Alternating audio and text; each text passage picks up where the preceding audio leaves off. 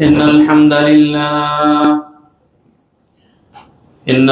لله نحمده ونستعينه ونستغفره ونعوذ بالله من شرور أنفسنا ومن سيئات أعمالنا من يهده الله فلا مضل له ومن يضلله فلا هادي له ونشهد أن لا إله إلا الله وحده لا شريك له وأشهد أن محمدا عبد الله ورسوله أرسله بالحق بشيرا ونذيرا وداعيا إلى الله بإذنه وسراجا منيرا أما بعد فإن خير الحديث كتاب الله وخير الهدي هدي محمد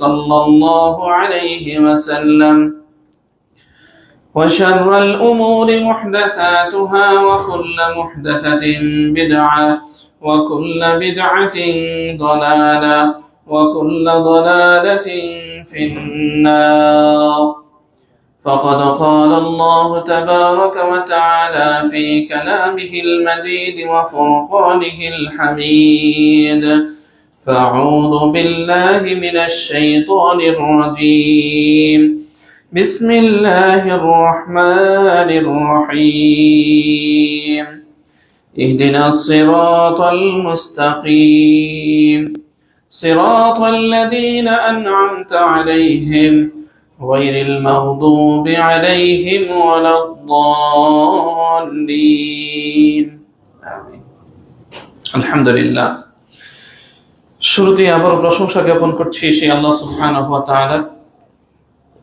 যার অশেষ মেহেরবানিতে অশেষ অনুগ্রহের ফলে প্রতি জুমার ন্যায় আজকেও আমরা কিছু গুনাহগার বান্দা বান্দি যথাসময়ে মসজিদে উপস্থিত হতে পেরেছি। যে রব্বুল আলামিন আমাদেরকে তৌফিক দান করেছেন, যিনি আমাদেরকে অসংখ্য নিয়ামত দিয়ে বাঁচিয়ে রেখেছেন, সেই রব্বুল আলামিনের শুকরিয়া জ্ঞাপনার্থে আন্তরিকভাবে হৃদয় উজাড় করে অন্তরের অন্তঃস্থল থেকে একবার কালিমাতুশ শুকর পাঠ করছি আলহামদুলিল্লাহ।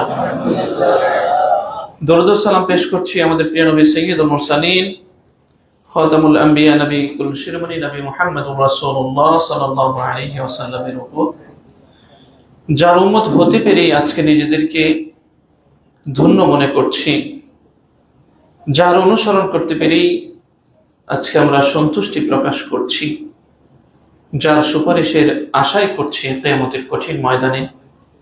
সে মহান নেতার উপর বর্ষিত হোক অগণিত অজস্র ধারায় দরুদ ও সালাম। সংক্ষিপ্ত আকারে তার উপরে আবারও দরুদ ও সালাম পেশ করছি আল্লাহুম্মা সাল্লি আলাইহি আল্লাহুম্মা বারিক আলাইহি। সম্মানিত উপস্থিতি, সূরাতুল ফাতিহার শেষের দিক থেকে আমরা শুনেছি, শেষ দুটি আয়াতের ভিতরে আল্লাহ সুবহানাহু ওয়া তাআলা আমাদের চাওয়া পাওয়ার বিষয়টা উল্লেখ করেছেন। আমরা জানি কিছু বিষয়, কিন্তু বিষয়গুলো নিয়ে কখনো ভাবি না। সূরা ফাতিহা সালাতের মধ্যে পাঠ করাটা আমাদের জন্য বাধ্যতামূলক করা হয়েছে। দৈনিক কমপক্ষে আপনি যদি শুধু ফরজ সালাত আদায় করেন তাহলেও 17 বার আপনাকে এই আয়াতগুলো পড়তে হবে।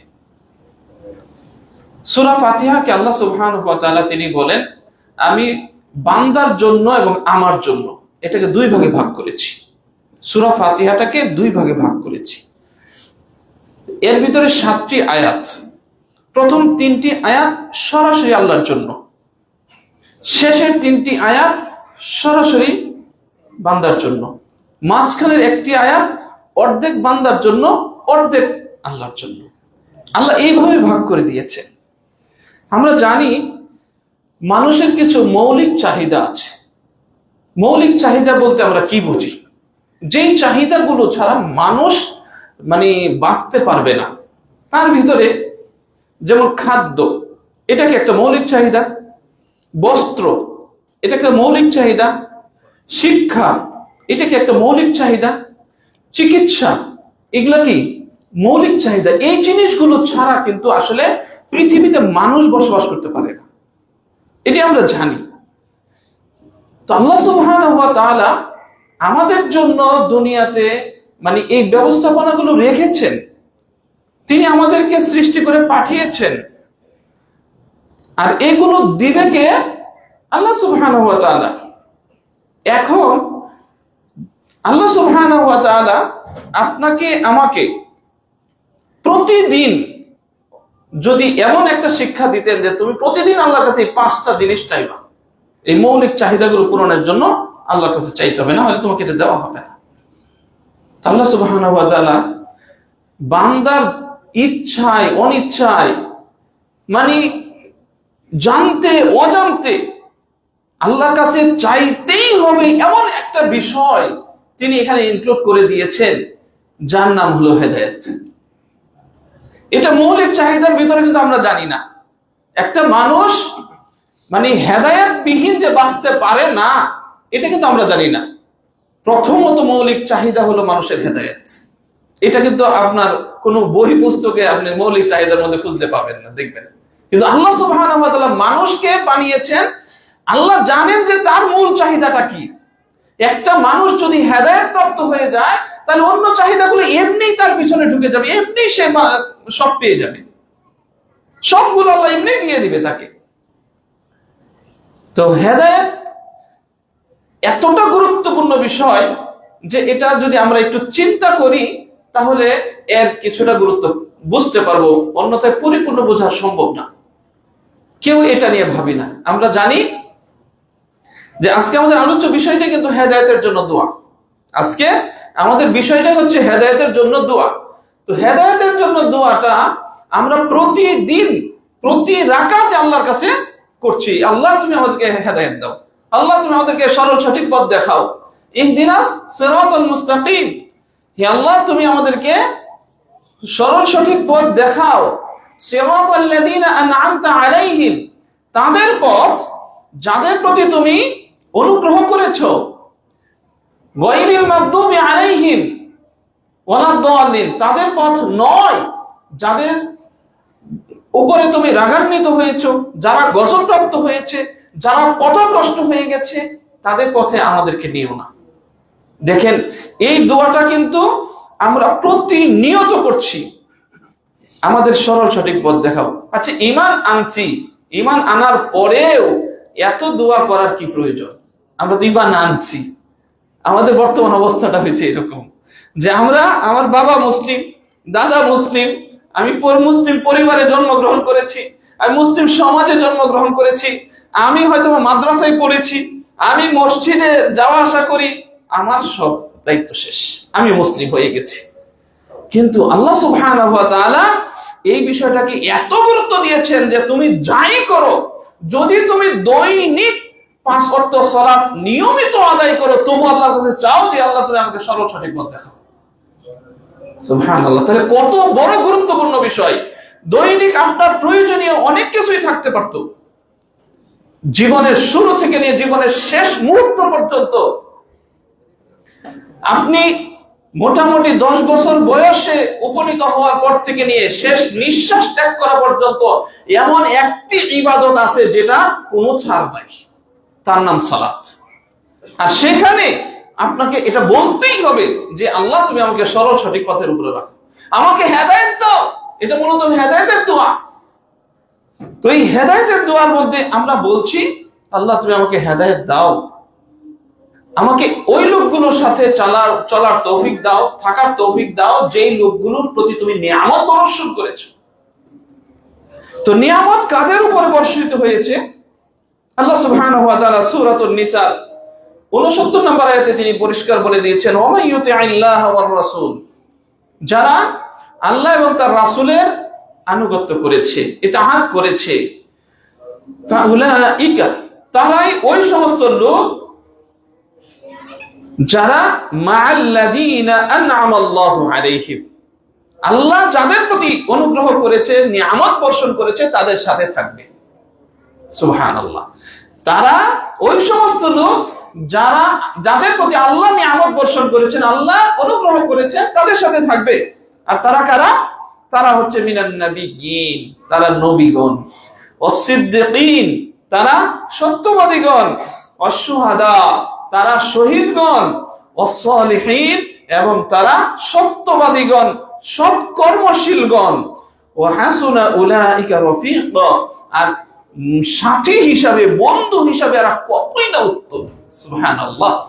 আপনি আমি প্রতিদিন, প্রতি ওয়াক্তে, প্রতি রাকাতে আল্লাহর কাছে বলতেছি, আল্লাহ তুমি আমাকে নবীদের সাথে থাকার তৌফিক দাও, আল্লাহ তুমি আমাকে শহীদদের সাথে থাকার তৌফিক দাও, আল্লাহ তুমি আমাকে সৎ কর্মশীলদের সাথে থাকার তৌফিক দাও, আল্লাহ তুমি আমাকে শহীদদের দলে অন্তর্ভুক্ত করো।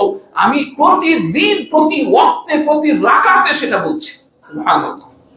আর বলছে কি, আল্লাহ তুমি আমাকে ওই গজবপ্রাপ্ত, যারা পথভ্রষ্ট, তাদের দলে আমাকে নিও না। রাসূল সাল্লাল্লাহু আলাইহি ওয়াসাল্লাম বলছেন, গজবপ্রাপ্ত কারা হয়েছে? ইহুদিরা। পথভ্রষ্ট কারা হয়েছে? ইহুদিরা, নাসারারা। তাহলে এই ইহুদি এবং নাসারাদের দলের অন্তর্ভুক্ত আমাকে তুমি করিও না। আমরা কি এইভাবে আল্লাহর কাছে প্রতিনিয়ত দোয়া করছি? এটা কিন্তু মুসলিম হওয়ার পরে দোয়া করছি, এমন না যে আমি মুসলিমই না, আমি ঈমান আনি নাই এই সময় দোয়া করছি। দেখুন, ঈমান আনার পরে দোয়া করছি এটা, যে আমাকে সরল সঠিক পথ দেখাও। মূলত দোয়া করার কথা ছিল কার? যে পথভ্রষ্ট।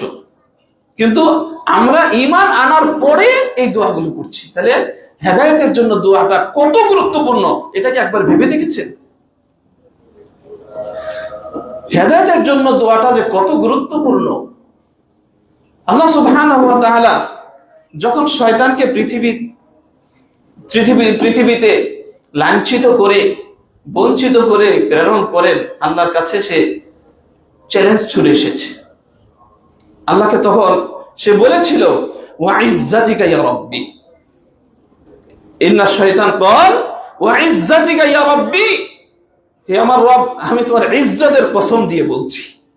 আল্লাহকে চ্যালেঞ্জ করে দিচ্ছে। দেখেন, হে আমার রব, শয়তান আল্লাহকে রব বলে স্বীকার করে, ওয়া ইজ্জাতিকা, আমি তোমার ইজ্জতের কসম দিয়ে বলছি, লা আবরাহু উবি ইবাদাকা মা দামাত আরওয়াহুহুম ফি আজসাদিহিম, তাদের দেহের মধ্যে যতক্ষণ পর্যন্ত প্রাণ থাকবে ততক্ষণ পর্যন্ত আমি তাদেরকে পথভ্রষ্ট করার চেষ্টা চালিয়ে যাব।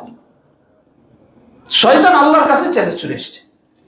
তার মানে আল্লাহ সুবহানাহু ওয়া তাআলা তার বান্দাকে একেবারে শেষ নিঃশ্বাস ত্যাগ করা পর্যন্ত যে ইবাদতটা আছে, সেই ইবাদতের মধ্যে এমন একটা দোয়া যুক্ত করে দিলেন যে শয়তানের চ্যালেঞ্জটা যেন বৃথা যায়। যে আমার বান্দা মৃত্যুর আগ মুহূর্তে সর্বশেষ রাকাতেও বলবে, আল্লাহ তুমি আমাকে সরল সঠিক পথ দেখাও।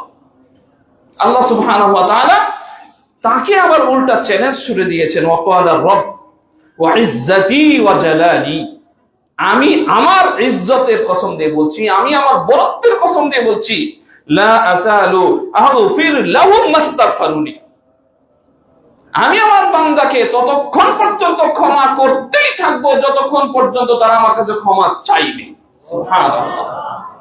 আল্লাহ সুবহানাহু ওয়া তাআলা তার মানে মৃত্যুর আগ মুহূর্ত পর্যন্ত সর্বশেষ রাকাতে আপনি যখন আল্লাহর কাছে চাইবেন, আল্লাহ আমাকে সরল সঠিক পথ দেখাও, আমাকে মাফ করে দাও, আমার ভুলগুলোকে শুধরিয়ে নেওয়ার তৌফিক দাও, এই দোয়া যখন করবেন আল্লাহ ক্ষমা করবেন, এটা আল্লাহ বলে দিয়েছেন। সুবহানাল্লাহ। এখন আপনার আমার দায়িত্ব হচ্ছে আমি কার চ্যালেঞ্জকে বাস্তবায়ন করব। শয়তান আল্লাহর সাথে চ্যালেঞ্জ ছুড়ে দিয়েছে যে আপনাকে আমাকে পথভ্রষ্ট করবে যতদিন আপনার আমার মধ্যে রূহ থাকবে, জীবন থাকবে। তো সেই আল্লাহ সুবহানাহু ওয়া তাআলা সেখানে শয়তানের সামনেও তিনি ঘোষণা দিয়ে দিলেন যে আমি আমার বান্দাদের জন্য কতটা দয়াবান, এটাও তুমি জেনে রাখো। আমার বান্দা যদি জীবনের শেষ মুহূর্তে এসেও আমার কাছে ক্ষমা চেয়ে নেয়, আমি কিন্তু তাকে ক্ষমা করে দিব। সুবহানাল্লাহ। এই জন্যই হেদায়েতের দোয়াটা একেবারে জীবনের শেষ মুহূর্ত পর্যন্ত করার, যেন জেনে না জেনে, ইচ্ছায় অনিচ্ছায় বান্দা যেন আল্লাহর কাছে সবসময় বলে, ইহদিনাস সিরাতাল মুস্তাকিম।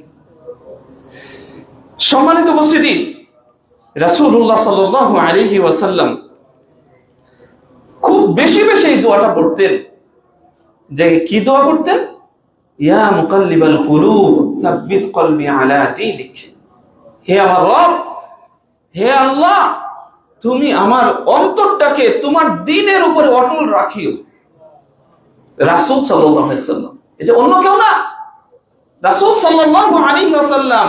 তার পথভ্রষ্ট হওয়ার কোনো সম্ভাবনা আছে?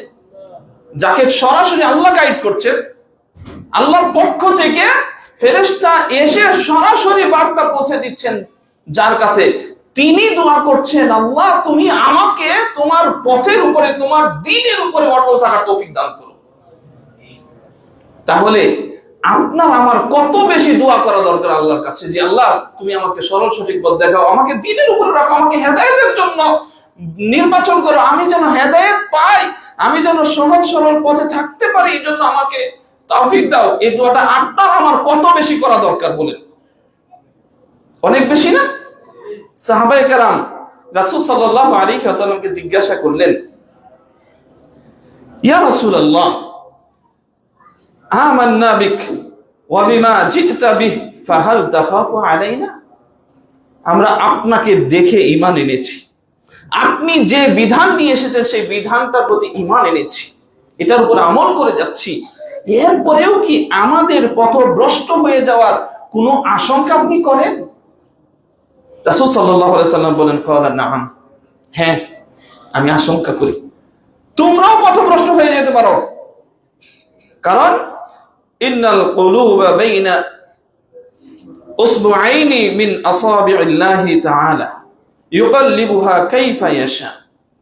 আল্লাহ সুবহানাহু ওয়া তাআলা দুই আঙ্গুলের মাঝখানে পৃথিবীর সমস্ত মানুষের অন্তরগুলো রয়েছে, তিনি যেদিক খুশি যাকে যখন খুশি তখন ঘুরিয়ে দিতে পারেন। অতএব আমি আশঙ্কা করি তোমাদের বিপদ এসে যেতে পারে, তুমি পথভ্রষ্ট হয়ে যেতে পারো। মেরাজের ঘটনাটা আবু বকর সিদ্দিক রাদিয়াল্লাহু তাআলা আনহুর জন্য ছিল কি? পৃথিবীর শ্রেষ্ঠ মানুষ হওয়ার, পৃথিবীতে ঈমানের মানে নমুনা হওয়ার, ঈমানদারের নমুনা বা নিদর্শন হওয়ার ঘটনা। অপরদিকে মুনাফিক শ্রেণীর দুর্বল ঈমানদার লোকদের কিছু পথভ্রষ্ট হওয়ার ঘটনা। এই হেদায়েতের ঘটনাকে কেন্দ্র করে, এই মেরাজের ঘটনাকে কেন্দ্র করে কত দুর্বল ঈমানদার পথভ্রষ্ট হয়ে গেছে, আর বলিষ্ঠ ঈমানের অধিকারীরা যাতে ঈমান আরো তাজা হয়েছে। আবু বকর সিদ্দিক রাদিয়াল্লাহু তাআলা আনহুকে যখন মুশরিকরা যায় বলল, এই শুনছো মুহাম্মদ যে পাগল, এতদিনে এটা তুমিও বিশ্বাস করবে, আজকে তুমিও বিশ্বাস করবে। কি হয়েছে? তো মুহাম্মদ যে পাগল, দেখো বলতেছে কি, যে রাত্রের মধ্যে সে মক্কায় ছিল, মক্কা থেকে বাইতুল মাকদাস গেছে, বাইতুল মাকদাস থেকে সপ্ত আসমানে গেছে, সপ্ত আসমানে গিয়ে জান্নাত দেখেছে, জাহান্নাম দেখেছে, ঘোরাফেরা করে আবার রাতের মধ্যেই সে মক্কায় চলে এসেছে। বলো তো এটা কত বড় পাগলের কথা। আবু বকর সিদ্দিক রাদিয়াল্লাহু তাআলা আনহু তিনি বলছেন, এটা কি মুহাম্মদ সাল্লাল্লাহু আলাইহি ওয়াসাল্লাম বলছে? হ্যাঁ মুহাম্মদ সাল্লাল্লাহু আলাইহি ওয়াসাল্লাম বলছে, তোমার যদি বিশ্বাস না হয় চলো আমাদের সাথে। বলে তোমাদের সাথে আমার যাওয়ার প্রয়োজন নাই, যদি নবী মুহাম্মদ সাল্লাল্লাহু আলাইহি ওয়াসাল্লামের মুখ থেকে এটা বের হয়ে থাকে তাহলে আমি এখন এই মুহূর্তে ঘোষণা দিচ্ছি যে তিনি সত্য বলেছেন। ঈমান কাকে বলে?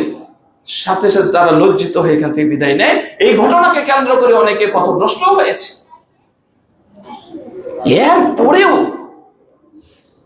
হেদায়েতটা যে কত বড় সম্পদ, এটা যে কত বড় অর্জন, যারা পেয়েছে এর স্বাদ তারাই জানে। হতভাগা দলের কিন্তু অভাব নেই, অনেক হতভাগা দল এই পৃথিবীতে আছে, অনেক লোক এই হতভাগ্যদের দল থাকবেই। আমরা যদি একটু পিছনের দিকে তাকাই, আবু তালিব কে?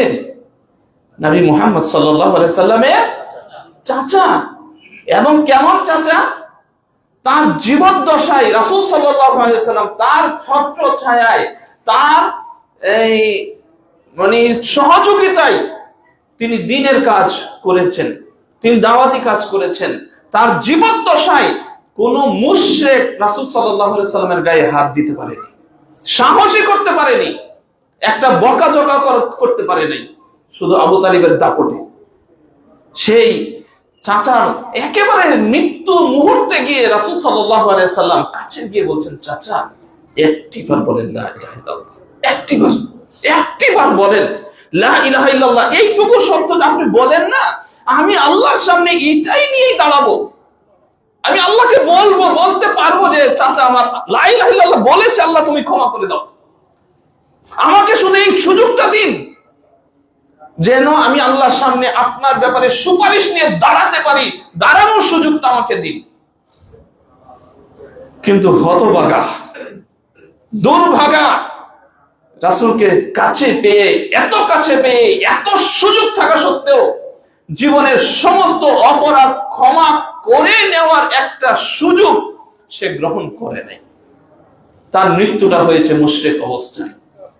রাসূল সাল্লাল্লাহু আলাইহি ওয়াসাল্লাম বড় কষ্ট পেলেন যে কত মানুষ আমার মাধ্যমে হেদায়েত প্রাপ্ত হয়েছে, আর আমার আপন চাচাকে আমি হেদায়েত দিতে পারলাম না, যার জন্য আমি এত সুযোগ সুবিধা পেয়েছি, যার ছত্রছায়া থেকে আমি দ্বীন প্রচার করেছি। একটু কষ্ট তো লাগারই কথা। আল্লাহ সুবহানাহু ওয়া তাআলা আয়াত নাযিল করে দিলেন সূরাতুল কাসাসের 56 নম্বর আয়াত। আল্লাহ বলেন, ইন্নাকা লা তাহদি মান আহবাbt। হে রাসূল, আপনি জেনে রাখুন, আপনি যাকে ভালোবাসেন ইচ্ছা করলে তাকে হেদায়েত দিতে পারেন না, কারণ হেদায়েতের মালিক আপনি না। আপনি হেদায়েতের মালিক না। কারো হেদায়েতের দরকার হলে আপনি আমার কাছে জানাবেন। ইন্নাকা লা তাহদি মান আহবাbt, আপনি যাকে চান, যাকে ভালোবাসেন তাকে আপনি হেদায়েত দিতে পারবেন না। ওয়ালাকিন্নাল্লাহ ইয়াহদি মান ইয়াশা, বরং আল্লাহ সুবহানাহু ওয়া তাআলা যাকে চান তাকে হেদায়েত দান করেন। আল্লাহ যাকে চান তাকে হেদায়েত দান করেন। ওয়া হুয়া আ'লামু বিল মুহতাদিন, কে হেদায়েত পাওয়ার যোগ্যতা রাখে এটা এই সম্পর্কে আল্লাহ সুবহানাহু ওয়া তাআলা খুব ভালো করে জানেন। তো হেদায়েত কাকে দিবেন আল্লাহ, কাকে দিয়েছেন, এটা নিয়ে আপনার আমার অবজারভেশন করতে হবে যে নবী পরিবারের জন্ম নিয়ে নবী যার জন্য চেষ্টা করেছেন তাকে হেদায়েত তিনি দিতে পারেননি। নূহ আলাইহিস সালাতু ওয়াস সালাম একজন জলিল কদর নবী না, যাকে দ্বিতীয় আদম বলা হয়, সেই নবী তার চোখের সামনে তার সন্তানটা পানিতে ডুবে মারা গেছে, যাচ্ছে, আল্লাহ আমার সামনে আমার সন্তানটা মারা যাচ্ছে। আল্লাহ ডিরেক্টলি উত্তর পাঠাইছে, এ তোমার পরিবারের সদস্য নয়, তোমার পরিবারের সদস্য যারা তারা উঠে গেছে নৌকায়। তার কি ইচ্ছা ছিল না ছেলেটাকে হেদায়েত দেওয়ার? তিনি কি হেদায়েত দিতে পেরেছেন? ইব্রাহিম আলাইহিস সালাতু ওয়াস সালাম কত বড় নবী, হ্যাঁ, কত বড় নবী, চিন্তা করেছেন? তার কি মনে চায় না তার বাবাটা হেদায়েত প্রাপ্ত হোক? তিনি কি চেষ্টা কম করেছেন তার বাবাকে হেদায়েত দেওয়ার? তিনি তার বাবাকে হেদায়েত দিতে পারেননি। মূসা আলাইহিস সালাতু ওয়াস সালাম যেই ঘরে বড় হলেন, যার মানে প্রচেষ্টায় বড় হলেন, সেই ফেরাউনকে তিনি হেদায়েত দেওয়ার চেষ্টা কম করেছেন? পারেননি। তার স্ত্রী হেদায়েত প্রাপ্ত হওয়ার ফলেও তার স্বামীকে হেদায়েতের দিকে আনার জন্য চেষ্টাকে তিনি কম করেছেন? পেরেছেন কি? পারেননি। লূত আলাইহিস সালাতু ওয়াস সালাম তার স্ত্রী, যার সাথে তিনি সংসার করেছেন, একই সাথে ঘুমিয়েছেন, তাকে হেদায়েত দেওয়ার চেষ্টা তিনি কম করেন নাই, তাকে হেদায়েত দিতে পারেননি। এমনকি আরো এই ধরনের ঘটনা আমরা খুঁজলে অনেক পাবো, যাদের হেদায়েত পাওয়ার কথা ছিল কিন্তু আসলে হেদায়েত তারা পায়নি। কারণ হেদায়েতের মালিক কে? আল্লাহ সুবহানাহু ওয়া তাআলা। এমনকি যারা হেদায়েত পায়নি, আপনার পরিবারের সদস্য মরে গেছে হেদায়েত না পেয়ে, ওই মরে যাওয়ার লোকটার জন্য আপনি দোয়া করতে পারবেন না। হেদায়েত এত বড় সম্পদ যে হেদায়েত পায়নি, মরে গেছে, তো তাকে হেদায়েত দেওয়ার মালিক যেমন আপনি না, তার জন্য আল্লাহর কাছে দোয়াও করতে পারবেন না। আল্লাহ সুবহানাহু ওয়া তাআলা সূরা তাওবার 113 নম্বর আয়াতে তিনি জানিয়ে দিচ্ছেন, মা কানা লিন নাবিয়্যি ওয়াল্লাযীনা আমানু, কোন নবীর জন্য এটা শোভা পায় না, নবীর জন্য এটা উচিত নয়, ওয়াল্লাযীনা আমানু, এবং ঈমানদারদের জন্য এটা উচিত নয়, আইয়াস্তাগফিরু লিল মুশরিকিন, কোন মুশরিকের জন্য তারা দোয়া করবে। রাসূল সাল্লাল্লাহু আলাইহি ওয়াসাল্লাম তার নিজের মায়ের কবরের পাশে গিয়ে আল্লাহর কাছে অনুমতি চাইলেন, আল্লাহ আমি কি আমার মায়ের জন্য একটু দোয়া করতে পারি? আল্লাহ আয়াত নাজিল করে দিলেন, না, এটা নবীর জন্য শোভা পায় না। একটা নবী তার মুশরিকা মায়ের জন্য দোয়া করবে, এটা নবীর জন্য শোভা পায় না। শুধু নবীকে বলে আল্লাহ ক্ষান্ত হননি, তিনি বলে দিলেন পরবর্তীতে কিয়ামত পর্যন্ত যত ঈমানদার আসবে দুনিয়াতে, কোনো ঈমানদার ও তার আপনজনদের জন্য দোয়া করতে পারবে না যদি সে না হেদায়েত প্রাপ্ত হয়। তাহলে হেদায়েতটা কত গুরুত্বপূর্ণ বিষয়। হেদায়েত এজন্য প্রত্যেকেই নিজের পরিবারের সদস্যদের জন্য বেশি বেশি দোয়া করতে হবে।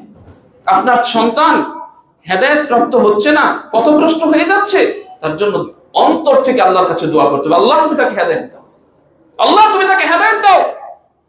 আপনার সন্তান আপনার সাথে বিয়াদবি করছে, আপনি রাতের গভীর অন্ধকারে, রাতের 3টা বাজে আল্লাহর কাঠগড়ায় আল্লাহর কাছে বিচার দিন।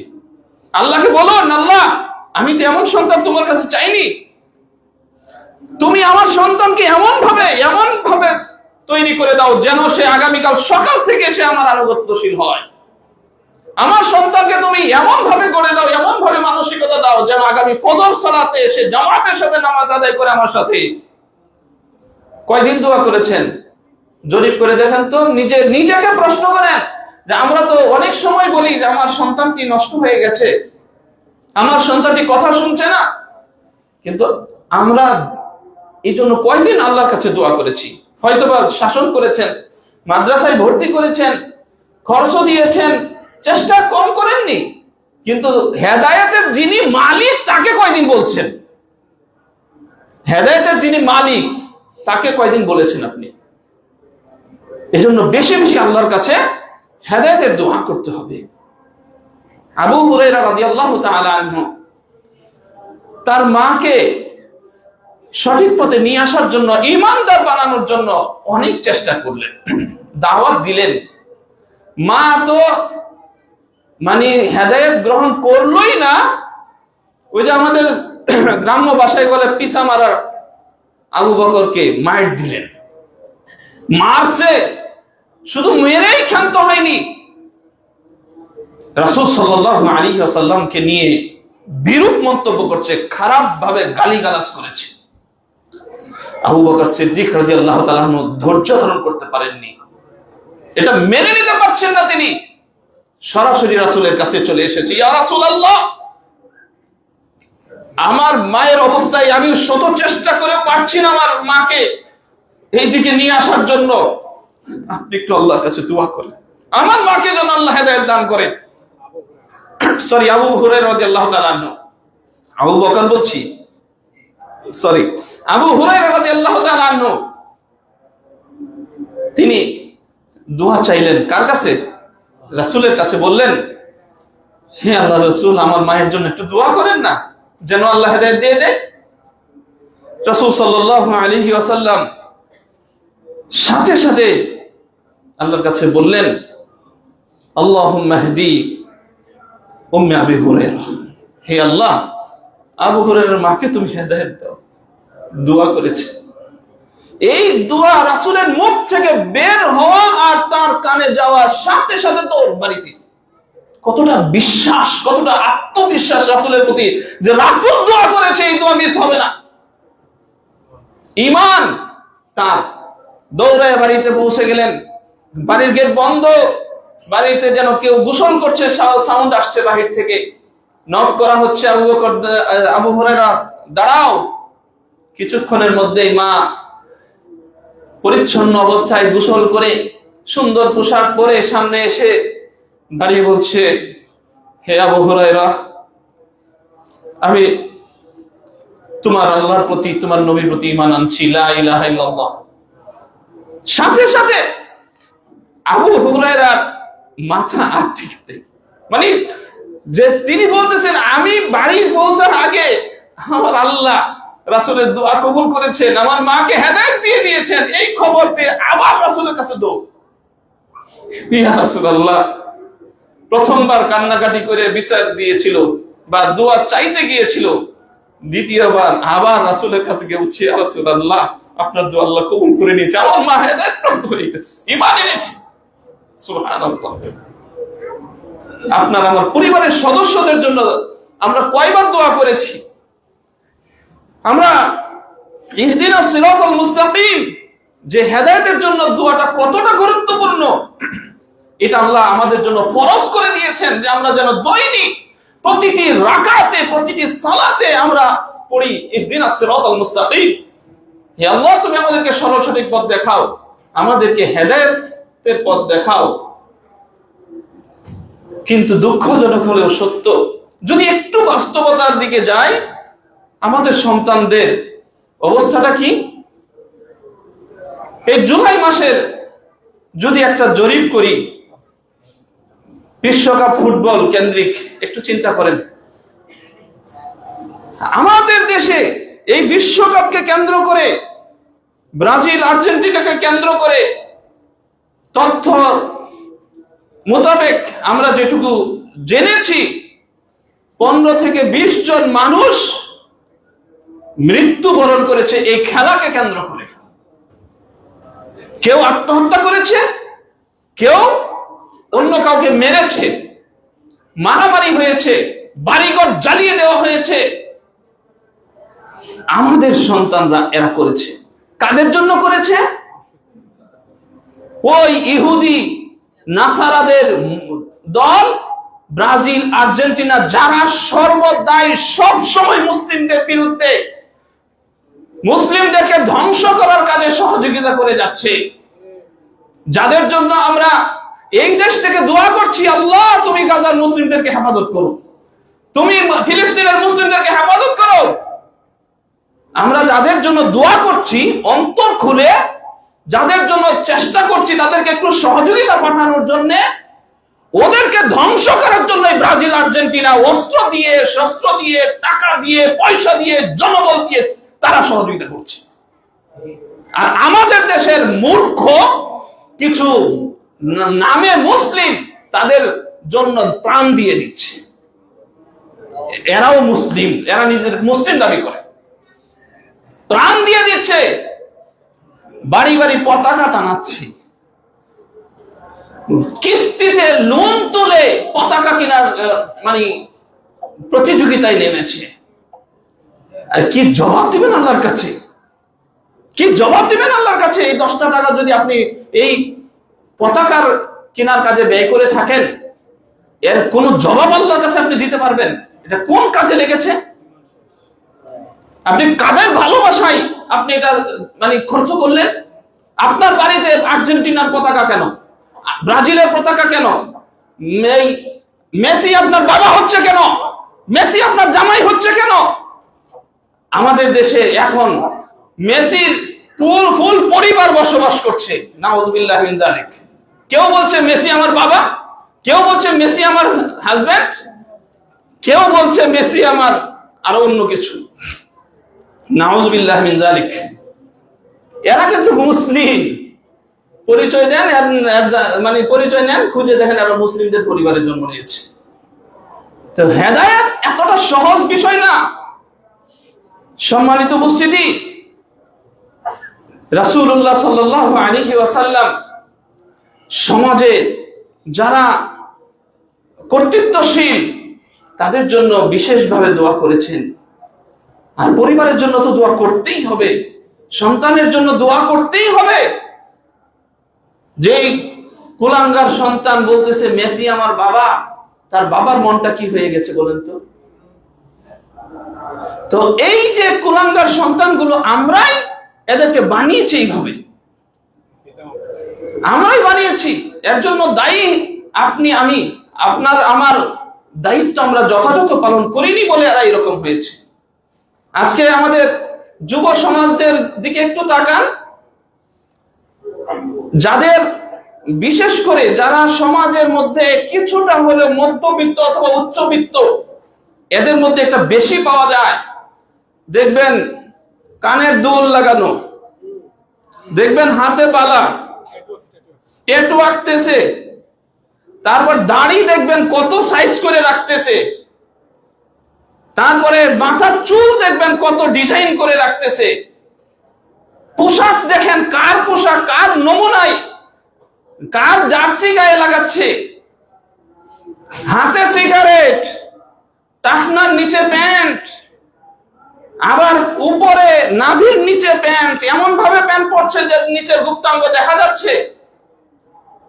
তাদেরকে যদি বলা যায় মসজিদে আসো, তো রুকু দিতে পারবে না, সিজদা দিতে পারবে না, এই জন্য মসজিদে আসে না। এমন প্যান্ট পরছে, বলতেছে শরীরটা ভালো নাই, মানে প্রস্রাব করে পানি নেয় নাই। আরে কুকুর তোর গায়ে প্রস্রাব লাগা থেকে পাটা ফাঁক করে প্রস্রাব করে কি আমি ভুল বলেছি? একটা কুকুর প্রস্রাব করে কিভাবে? এমনি তার গায়ে প্রস্রাব লাগে, সে চেষ্টা করে, সে তার পানি নিতে পারবে না, কমপক্ষে সে চেষ্টা করে পাটা তুলে এমন জায়গায় প্রস্রাব করতে যেখানে প্রস্রাবটা করলে তার গায়ে না লাগে। আর আমাদের সন্তানরা, আমাদের যুব সমাজে রাস্তাঘাটে যেখানে সেখানে দাঁড়িয়ে প্রস্রাব করে দিচ্ছে। ঠিক মুসলিম আমরা আমাদের সন্তানদেরকে আমরা এইভাবে করেছি, কি জবাব দেব আমরা আল্লাহর কাছে? এই জন্য বেশি বেশি আল্লাহর কাছে দোয়া করতে হবে। দোয়ার চাইতে বড় চিকিৎসা পৃথিবীতে নাই। আপনি মারবেন, কাটবেন, হতে পারে ফিরে আসবে না, কিন্তু দোয়া করেন আল্লাহর কাছে। ইহদিনাস সিরাতাল মুস্তাকিমের ব্যাখ্যা আপনি জানেন, আপনি কি বলতেছেন এটাকে চিন্তা করেন। প্রতিদিন, প্রতি ওয়াক্তে, প্রতি রাকাতে আমরা বলছি ইহদিনাস সিরাতাল মুস্তাকিম সিরাতাল্লাযিনা আন'আমতা আলাইহিম, যে দোয়া করছি আল্লাহর কাছে গায়রিল মাগদুবি আলাইহিম ওয়ালাদ-দাল্লিন। আল্লাহ তুমি আমাকে ইহুদি নাসারাদের অন্তর্ভুক্ত করো না, আমাকে তুমি শহীদদের অন্তর্ভুক্ত করো, আমাকে তুমি শহীদদের পথে চালাও, আমাকে সৎকর্মশীলদের পথে চালাও, আমাদের সত্যবাদীদের দলভুক্ত করো, আমাকে নবীদের পথে চালাও। এইভাবে আল্লাহর কাছে প্রতিনিয়ত দোয়া করছি, কিন্তু একবারও চিন্তা করিনি যে আমি এখানে কি বলছি। এটা মাথায় নিয়ে আল্লাহর কাছে দোয়া করতে হবে। এবং প্রতিনিয়ত আল্লাহর কাছে, বিশেষ করে যাদের সন্তান নষ্ট হয়ে গেছে, যে উদাহরণগুলো আমি দিলাম, এই সন্তানগুলোকে ফিরিয়ে আনার একমাত্র ঔষধ আল্লাহর কাছে দোয়া করা। যদি আল্লাহ ফিরিয়ে দেন তাহলে আপনি ফিরে পাবেন, অন্যথায় আপনার পক্ষে সম্ভব না। আজকে এগুলোর পিছনে আমরাই দায়ী। আমাদের সন্তানদেরকে আমরা সবসময় চেষ্টা করি একটু ভালো মানের প্রতিষ্ঠানে পড়াশোনা করানোর। আমাদের যে শিক্ষা ব্যবস্থা, আমাদের যে সিলেবাস, মাস্টার্স পর্যন্ত পড়ালেখা শেষ করলেও সূরা ফাতিহা শুদ্ধ করে পড়া সম্ভব না। আমাদের দেশের যে সিলেবাস আছে, ঢাকা ভার্সিটি থেকে আপনি নরমালি যদি আরবি বিভাগেও পড়াশোনা করেন, আরবি বিভাগে যদি পিএইচডি লাভ করেন, তবু সেখানে এমন হতে পারে যে আপনি সহি করে কোরআন করতে পারবেন না। মানে এমন ভাবে সিলেবাসটা সাজানো আছে, মুসলিমদেরকে ধ্বংস করার এটাই বড় প্ল্যান। এটা এরা সফল, যে আপনি আলিয়া মাদ্রাসায় পড়বেন, কামিল পাস করার পরে বিসমিল্লাহির রহমানির রহিম শুদ্ধ করে বলার শিক্ষা এখানে নেই, অথচ এটার নাম মাদ্রাসা। আমরা কিন্তু এখানে পড়াচ্ছি আমাদের বাচ্চাদেরকে। আমরা চাই একটু ভালো মানের, বড় পোস্টে চাকরি করবে, বড় মানে পোস্টে থাকবে। তো জীবনের শুরু থেকে তারা চিন্তা করে, যেমন পরীক্ষাগুলো পাশ করছে দুর্নীতি করে, পরীক্ষা পাশ করা শেষ, এবার চাকরি জীবন শুরু, চাকরি জীবনের সূচনাটা হচ্ছে যে একটা পিয়নের চাকরি নিলেও 10 লাখ টাকা ঘুষ আগে থেকে রেডি রাখতে হচ্ছে। একটা বিসিএস ক্যাডার থেকে শুরু করে নিয়ে আপনি নিচে নামেন, প্রত্যেকটি যত বড় বড় অফিসার তত বড় বড় দুর্নীতিবাজ। ইল্লা মাশাআল্লাহ, আমি সবাইকে ইনক্লুড করছি না, কিছু লোক এখানেও ভালো আছে, আল্লাহ যাদেরকে হেফাজত করেছেন তারা বাদ দিয়ে। তবে আমাদের জানা মতে আমরা যেটা দেখি, আপনি একটু খোঁজ করে দেখুন, আমাদের সমাজের আমার বাচ্চারা, আপনার বাচ্চারা, এরা শিক্ষিত হয়ে এরা চিনতেছে টাকা পয়সা, চিনতেছে তারা শুধু মানে কিভাবে হিসাব শিখবে, সুদের হিসাব শেখানো হচ্ছে। ঘুষ মানে দুর্নীতির চরম পর্যায়ে আমরা বসবাস করছি, যেখানে আপনি আমি ইচ্ছে করলে কোনো একটা সেক্টর নাই যেখানে দুর্নীতি মুক্ত, কিন্তু প্রতিটি স্তরে প্রতিটি জায়গায় বসে আছে শিক্ষিত লোকেরা। কোনো অশিক্ষিত লোক একটা পিয়নও হতে পারে না। বিসিএস ক্যাডারের, আপনি একজন ডাক্তারের কাছে যান, আজকে একজন ডাক্তার ইল্লা মাশাআল্লাহ সব ক্ষেত্রেই ভালো মানুষ আছে, আমি তাদেরকে সেপারেট রাখছি। অনেক ডাক্তার এমন আছেন যে একজন রোগীর চিকিৎসা করতে গিয়ে তার এই পরীক্ষাটা দেওয়া দরকার নাই, তবু সে পরীক্ষাটা দিচ্ছে। একটা চিকিৎসক 500 টাকা ভিজিট নেবে, সেখানে সে 500 টাকা ভিজিট নিচ্ছে, আবার ডায়াগনস্টিক সেন্টার থেকে সে মানে ভাগ নিচ্ছে, ঔষধ কোম্পানির পক্ষ থেকে ঘুষ নিচ্ছে, আবার যেখানে বসছে সেখান থেকে ঘুষ নিচ্ছে। অর্থাৎ একটা রোগীকে তার জবাই করার যতটা রাস্তা আছে সব জায়গায় সে করছে। একজন উকিলের কাছে যাবেন, আইনজীবী, দেখবেন ওই মানে আপনাকে বাঁচাবে কি, আপনার মামলাটা যদি 1 মাসে শেষ হওয়ার কথা সেটাতে 1 বছর কিভাবে নেওয়া যায় সেই চেষ্টা সে করে যায়, কারণ আপনি যতবার হাজিরায় যাবেন ততবার তার পয়সা। আপনি একটা ইঞ্জিনিয়ারের কাছে যাবেন, দেখেন আপনার এই সরকারি চাকরি করে, এখানে আপনার একটা পাশ করা লাগবে 10 তলা ভবন, যেখানে ঘুষ দিয়ে মানে এটাকে পাশ করে নিচ্ছে, যেটা বাস্তবে 10 তলা এখানে করার মানে যোগ্যতা নাই বা সময় না, নাই, এটা অনুমোদন হতে পারে না, কিন্তু ঘুষ দিবেন হয়ে যাচ্ছে। কোন সেক্টরে যাবেন, কোন সেক্টরটা পাবেন যেখানে দুর্নীতি নাই? এরা কারা? এরা কিন্তু অন্য ভিন্ন দেশ থেকে সেখানে বসে নাই, আমাদের সন্তান ভাই। তো আমরা আজ ভুক্তভোগী। এটার কারণ কি জানেন? এরা হেদায়েত প্রাপ্ত না, তাই এজন্য এদের জন্য দোয়া করতে হবে, বেশি বেশি আল্লাহর কাছে দোয়া করতে হবে। হেদায়েতের বাইরে যদি, ওই যে বললাম, আল্লাহ সুবহানাহু ওয়া তাআলা এতটা গুরুত্ব দিয়েছেন যে মানুষের মৌলিক চাহিদাগুলো এখানে উল্লেখ করেন নাই, তিনি উল্লেখ করেছেন তুমি আল্লাহর কাছে হেদায়েত চাও। যদি একজন ডাক্তার হেদায়েত প্রাপ্ত হয়, যদি একজন ডাক্তার আলেম হয়, তার পক্ষে এতটা হারামের মধ্যে জড়ানো সম্ভব না। একজন ইঞ্জিনিয়ার যদি একজন আলেম হয়, তাহলে তার পক্ষে এতটা হারাম খাওয়াটা একবার হলে চিন্তা করবে যে আমি হারাম খাচ্ছি। মানে আলেমরা যে একেবারে জান্নাতি, আমি বিষয়টা এমন বলছি না, আলেমরাও ভুল করতে পারে, কিন্তু বেশিরভাগ সম্ভাবনা আজকে মানে এইটুকু বলতে পারি, আমার জানা নাই যে এখন পর্যন্ত কোন আলেম তার বাবা মাকে বৃদ্ধাশ্রমে রাখছে, এটা আমি এখনো শুনি নাই। কিন্তু অনেক বিসিএস ক্যাডারের বাবা মা বৃদ্ধাশ্রমে আছে, আপনি খোঁজ নিয়ে দেখতে পারেন। অনেক ইংলিশ মিডিয়ামের বড় বড় সচিবের মা বাবা স্কুল ইয়াতে আছে, বৃদ্ধাশ্রমে আছে, যায় দেখতে পারেন। বড় বড় লিডারের বাপ মা বৃদ্ধাশ্রমে আছে, যায় দেখতে পারেন। কিন্তু কোন আলেমের বাপ মা বৃদ্ধাশ্রমে আছে এটা আমার জানা নেই। আমরা মানে শক লেগে যায় এরকম কিছু ঘটনা শুনলে। গত কিছুদিন আগের ঘটনা আমরা সকলেই জানি, যে একজন মা তার নিজের ঘরের মধ্যে কিভাবে পচে গলে গেলেন। ঘটনাটা তো মানে আমাদেরকে শক লাগিয়ে দেয়, কষ্ট লাগে। যেই সন্তানের এক সন্তান কানাডার প্রবাসী, যেই মায়ের একটা সন্তান সচিব, যেই মায়ের একটা সন্তান ঢাকা ভার্সিটির মতো, বুয়েটের মতো এমন একটা জায়গার টিচার, আর একটা মেয়ে যেখানে স্কুলের শিক্ষিকা, এরা প্রত্যেকেই শিক্ষিত হওয়ার পরে তার মাটা না খেয়ে একটা ডাস্টবিনের মানে উপযুক্ত এমন একটা রুমের মধ্যে পচে গলে মরে গেল, পাশের ফ্ল্যাট থেকে খোঁজ নিতে পারলো না তারা।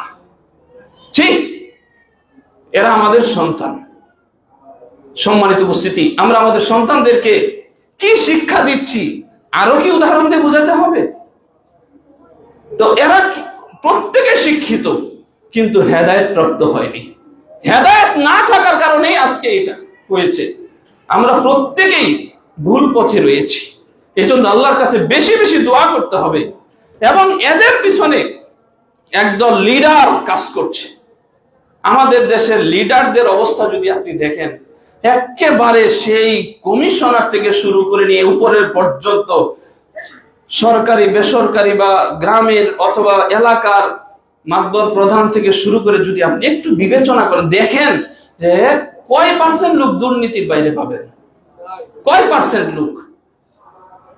আল্লাহ রাসূল সাল্লাল্লাহু আলাইহি ওয়াসাল্লাম আল্লাহ সুবহানাহু ওয়া তাআলার কাছে দোয়া করছেন, রব্বুল আলামিন আবু জাহেল অথবা উমর, এই দুইজনের একজনকে তোমার যার পছন্দ হয় তাকে হেদায়েত দাও, হেদায়েত দিলে আমি একটু শক্তি পাই, আমি আমার সমাজে কাজ করতে পারি। এদের জন্য আমি কাজ করতে পারছি না, আমার হাতের শক্তি দরকার। আল্লাহ আল্লাহ সুবহানাহু ওয়া তাআলা ওমরকে কবুল করলেন। সুবহানাল্লাহ, ওমরকে কবুল করলেন। সেই ওমর ঘোষণা দিলেন হেদায়েত প্রাপ্ত হওয়ার সাথে সাথে যে, ইয়া রাসূলুল্লাহ, আপনি কি সত্য নবী? হ্যাঁ। আপনার বিধানটা কি সত্য? হ্যাঁ। তাহলে ঘরের ভিতরে কেন? চলেন আজকে থেকে প্রকাশ্যে আযান হবে। ওমর রাদিয়াল্লাহু তাআলা যেদিন ইসলাম কবুল করেছেন সেদিন থেকে প্রকাশ্যে আযান হয় এবং দাওয়াতি কাজ প্রকাশ্যে শুরু হয়েছে। আজকে আমাদের সমাজের লিডাররা যদি হেদায়েত প্রাপ্ত হতো, তাহলে সমাজে এত দুর্নীতির সুযোগ পেত না, এত দুর্নীতি হতো না। তাদের সন্তানরা ঠিক হয়ে যেত, আমরা ঠিক হয়ে যেতাম। কারণ আমাদের সন্তানরা এখন শুধু পাঁচ আটা বুঝে, আর কিছু বুঝে না। অমুক ভাইয়ের চরিত্র ফুলের মতো পবিত্র, এটা বলার বুঝে, কিন্তু ও জানে না যে ওকে চুষে খাচ্ছে। সম্মানিত উপস্থিতি, অনেক নেতা নেতৃত্ব এমন আছে, নিজের পরিবার সব বাহিরে, উনি নেতাগিরি এখানে করছেন, যখন সমস্যা দেখেন ফ্লাইটে উঠে উদাও, এদিকে মারামারি কাটাকাটি যা করার তোমরা করো, আমি তো আসি। নিজের সন্তানকে ঠিকই সে মানুষ করছে অন্য জায়গাতে, দেশে রাখছে না, পরিবেশ ভালো না। তো দেশের পরিবেশ নষ্ট কে করলো? এমন নেতারাই করেছে। সম্মানিত উপস্থিতি, আপনার আমার এই ধরনের লোক যারা রয়েছেন, যারা নেতৃস্থানীয় ব্যক্তি রয়েছেন, তাদের জন্য দোয়া করতে হবে। আল্লাহ, তুমি আমাদের এই সমাজের এই মাতবর প্রধান বা কমিশনার বা এই চেয়ারম্যান, মেম্বার বা এমপি, মন্ত্রী, তাদেরকে তুমি হেদায়েত দান করো। তাদের জন্য দোয়া করতে হবে, না হলে তারা ফিরে আসবে না। এদেরকে ফিরিয়ে আনার আর কোনো রাস্তা নেই। যদি আল্লাহ তাদেরকে ফিরিয়ে দেন, তবেই ফেরত আসবে, এছাড়া নয়, আর কোনো রাস্তা নেই। এই জন্য বেশি বেশি তাদের জন্য দোয়া করতে হবে। এবং সাধারণ মানুষ যে এইভাবে পথভ্রষ্ট হয়ে যাচ্ছে, হক বাতিলের কোনো পার্থক্য নেই তাদের কাছে। কিভাবে টাকা অর্জন করা যাবে, কিভাবে সম্পদ বাড়ানো যাবে, একটাই চেষ্টা।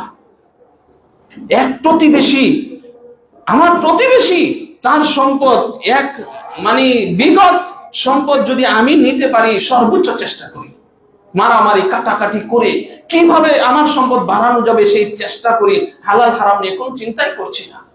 সাধারণ জনগণ, আমাদের মানসিকতা এমন হয়ে গেছে। সম্মানিত উপস্থিতি, সাধারণ জনগণের জন্য দোয়া করতে হবে। রাসূলুল্লাহ সাল্লাল্লাহু আলাইহি ওয়াসাল্লাম তায়েফের মাঠে গেলেন, তাদেরকে দাওয়াত দিলেন, দাওয়াত তো কবুল করলোই না, উল্টা তার প্রতি কি হলো? অবিচার করা হলো, তার শারীরিক ভাবে মানসিক ভাবে আঘাত করা হলো। এমন আঘাত পেলেন, আয়েশা রাদিয়াল্লাহু তাআলা আনহা তিনি বর্ণনা দিচ্ছেন যে রাসূল সাল্লাল্লাহু আলাইহি ওয়াসাল্লামকে একদিন জিজ্ঞাসা করলাম যে আপনার জীবনের সবচেয়ে দুঃখজনক ঘটনা কি ছিল? উহুদের মাঠের যে ঘটনাটা ঘটেছিল, এর চাইতে বেশি কি আপনি কষ্ট কোথাও পেয়েছেন? তো বলছে, আমি আকাবার দিনের কথা বলতে পারবো না। অর্থাৎ বলতেছেন যে ওই তায়েফের মাঠের যে ঘটনা হয়েছে, যেই ঘটনা আমার সাথে ঘটেছে, এটা আমি বলতে পারবো না। আমি সেখানে দাওয়াত দিলাম, তাদেরকে দাওয়াত তো তারা কবুল করলোই না, বরং সেখানে আমি এতটা কষ্ট পেয়েছি আল্লাহ সুবহানাহু ওয়া তাআলা মানে এই কষ্ট দেখে ফেরেশতা পর্যন্ত পাঠিয়ে দিয়েছিলেন যে মানে এত আঘাত তারা আমাকে করেছে, আমি সেন্সলেস হয়ে গেছি। আমি কিছুক্ষণ রাস্তা হাঁটলাম, হাঁটতে হাঁটতে মানে কোথায় আছে আমি বলতে পারছি না। হঠাৎ করে আমার সেন্স ফিরে আসলো, তখন দেখছি উপরে আমার একটা মেঘের খণ্ড, সেখানে পাহাড়ের দায়িত্বশীল ফেরেশতা আমাকে সালাম জানিয়ে বলছে, আল্লাহ আপনার বিষয়গুলো দেখছেন আর আমাকে পাঠিয়েছেন। আপনি বললে আমি ফেরেশতা পাহাড়ের দায়িত্বশীল, এই আকশাবাইন অর্থাৎ দুই পাশে তায়েফের দুই পাশে দুই পাহাড়, আপনি বললে আমি পাহাড় দুটোকে একত্রিত করে জাতি ধ্বংস করে দিতে পারি। আল্লাহ আমাকে বলে পাঠাইছেন, আপনি বললে আমি এই কাজটা করব, আপনি অনুমতি দিন। রাসূলুল্লাহ সাল্লাল্লাহু আলাইহি ওয়াসাল্লাম তিনি দোয়া করলেন তাদের জন্য, আল্লাহুম্মা গফির লিকওমি ফাইন্নাহুম লা ইয়ালামুন। আল্লাহ এরা জানে না, এরা বুঝে না, এদেরকে মাফ করে দাও। দোয়া করলেন আর বললেন, আল্লাহ এই ফেরেশতাকে জবাব দিলেন, এরা আজকে আমার সাথে যে আচরণ করেছে আমি আশাবাদী এরা নয়, এদের পরবর্তী জেনারেশন হয়তোবা এদের চাইতে ভালো হবে, তখন তারা ঈমান আনবে, এদেরকে ধ্বংস করিও না। খারাপ হলেও বদদোয়া করা যাবে না। আমাদের দেশের যারা জনগণ খারাপ পথে চলে গেছে, ভুল কাজ করছে, সালাত আদায় করে না, অন্যায় করছে, দুর্নীতি করছে, তাদের জন্য কি আমরা একবারও দোয়া করেছি আল্লাহর কাছে?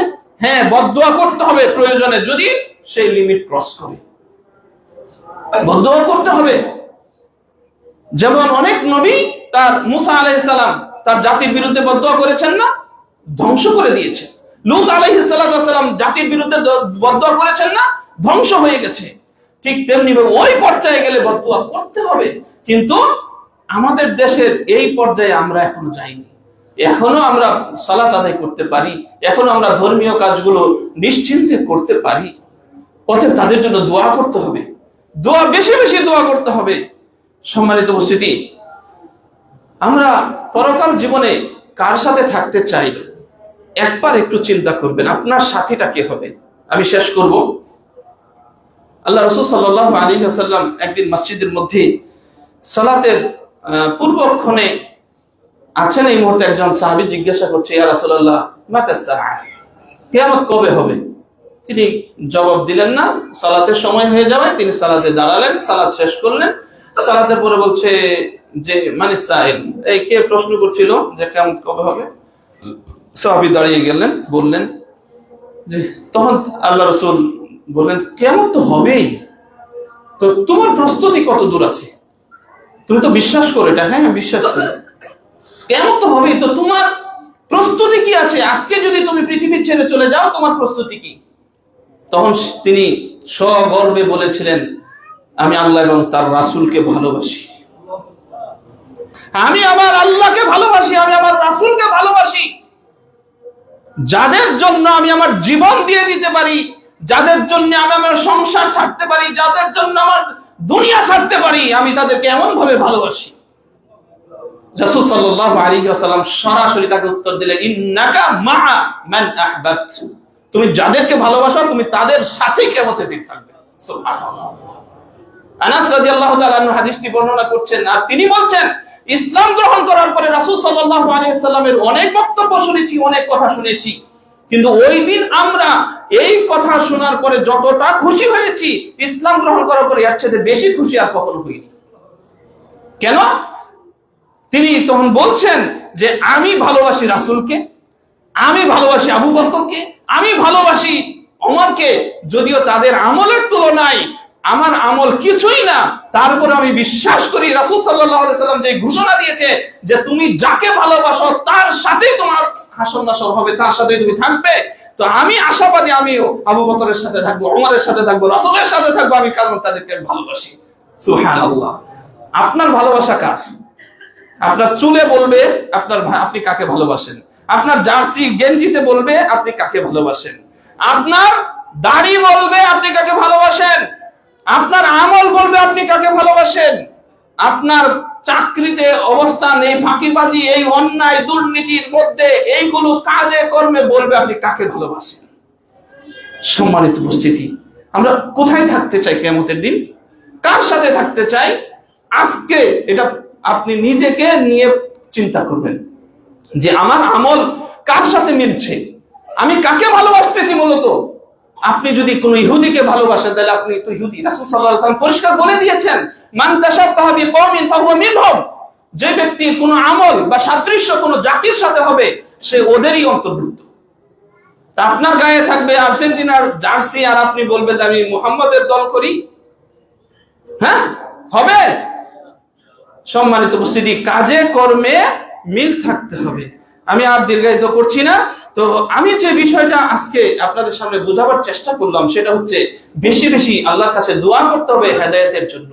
আমরা বিপদগামী হয়ে গেছি, আমরা ভুল পথে চলছি, আমাদের সন্তান আমাদের কন্ট্রোলের বাইরে চলে যাচ্ছে, আমাদের এলাকার সাধারণ জনগণ অন্যায় দুর্নীতিকে এত বেশি ভালোবাসতেছে যে তারা ন্যায় অন্যায়ের পার্থক্যটাই বুঝতেছে না, আমরাও না।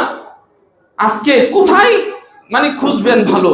মসজিদে যান, মাদ্রাসায় যান, স্কুলে যান, কলেজে যান, সব জায়গায় দুর্নীতিতে ভরপুর। সেখানে কারা বসবাস করে? জঙ্গলি জানোয়ার কোন এরা বসবাস করে না, আমরা বসবাস করি, মানুষ আশরাফুল মাখলুকাত। তো আমাদের আচরণেই আমরা কষ্ট পাচ্ছি। এই জন্য সবাই সবার জন্য দোয়া করতে হবে। আল্লাহর কাছে দোয়া করতে হবে নিজের জন্য, আল্লাহর কাছে দোয়া করতে হবে পরিবারের সদস্যদের জন্য, আল্লাহর কাছে দোয়া করতে হবে সমাজের প্রত্যেকটি মানুষের জন্য, আল্লাহর কাছে দোয়া করতে হবে সমাজপতিদের জন্য, আল্লাহর কাছে দোয়া করতে হবে রাষ্ট্র দায়িত্বশীল যারা আছে তাদের জন্য, সকলের জন্য আল্লাহর কাছে দোয়া করতে হবে। এটা খুবই গুরুত্বপূর্ণ বিষয়। আর এই জন্যই আল্লাহ সুবহানাহু ওয়া তাআলা আমাদেরকে শিখিয়েছেন ইহদিনাস সিরাতাল মুস্তাকিম। এটা তোমাকে বাধ্যতামূলক বলতে হবে প্রতিদিন কমপক্ষে 17 বার। এরপরে নফল সালাত তো আছেই। তো এটা আমরা বলবো ঠিকই, কিন্তু বলার পিছনে আমাদের কাজও তো করতে হবে। শুধু মুখে বললে তো হবে না, মুখে বলা এক জিনিস আর কাজে পরিণত করা আরেক জিনিস। সম্মানিত উপস্থিতি, আমাদেরকে হেদায়েতের পথে ফিরে আসতে হবে, আমাদের চেষ্টা করতে হবে, আল্লাহর কাছে দোয়া করতে হবে। যদি আপনি খালি দোয়া করেন যে আর কাজ না করেন তাহলে হবে না। আপনাকে আমাকে দুটাই আগাতে হবে। আমাদের চেষ্টা আমাদের করতে হবে, চেষ্টার পরে যদি কোথাও সফল না হই সেটার জন্য হয়তো আল্লাহর কাছে আমরা জবাব দিতে পারবো, কিন্তু চেষ্টা না করেই আমরা যদি খালি আল্লাহর কাছে চাই তাহলে হবে না। চেষ্টা করতে হবে। আল্লাহ তুমি আমাদের এই আজকের এই জুমার খুতবার যে বিষয়বস্তুটা ছিল এর থেকে শিক্ষণীয় বিষয়গুলো আমাদের জীবনে বাস্তবায়ন করার তৌফিক দান করো। আল্লাহুম্মা আমিন।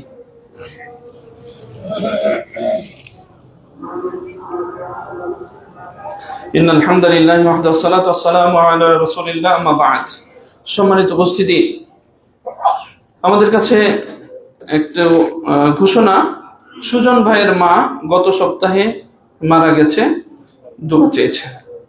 গত বছর এক ভাই মারা গেছেন, তার জন্য দোয়া চাওয়া হয়েছে। আব্দুর রশিদ ভাই, এরপরে আব্দুর রশিদ ভাই কি অসুস্থ না কি লিখছেন, অসুস্থ, আব্দুর রহমান ভাই অসুস্থ, দোয়া চেয়েছেন। এরপর মজিবুর ভাই অসুস্থ, দোয়া চেয়েছেন। আমরা সবার জন্য দোয়া করবো ইনশাআল্লাহ। আমরা আল্লাহ সুবহানাহু ওয়া তাআলা দোয়ার পূর্বে, রাসূল সাল্লাল্লাহু আলাইহি ওয়াসাল্লাম দোয়ার পূর্বে বেশি দুরূদ ইব্রাহিম পাঠ করে দোয়া করার জন্য বলেছেন। আমরা সবাই দুরূদ ইব্রাহিম পাঠ করছি। আল্লাহুম্মা সাল্লি আলা মুহাম্মাদ ওয়া আলা আলি মুহাম্মাদ কামা সাল্লাইতা আলা ইব্রাহিম ওয়া আলা আলি ইব্রাহিম ইন্নাকা হামিদুম মাজিদ। আল্লাহুম্মা বারিক আলা মুহাম্মাদ ওয়া আলা আলি মুহাম্মাদ কামা বারাকতা আলা ইব্রাহিম ওয়া আলা আলি ইব্রাহিম ইন্নাকা হামিদুম মাজিদ। আমরা সবাই সবার জন্য দোয়া করি। রব্বুল আলামিন আজকের এই জুমার খুতবায় আমরা যে কয়েকটি আয়াত হাদিস থেকে আলোচনা করলাম, এই বিষয়গুলো বুঝে আমাদেরকে এর উপরে আমল করার তৌফিক দান করো। আমাদের বিশেষ করে আল্লাহ আমাদেরকে তুমি হেদায়েত দান করো। আমাদের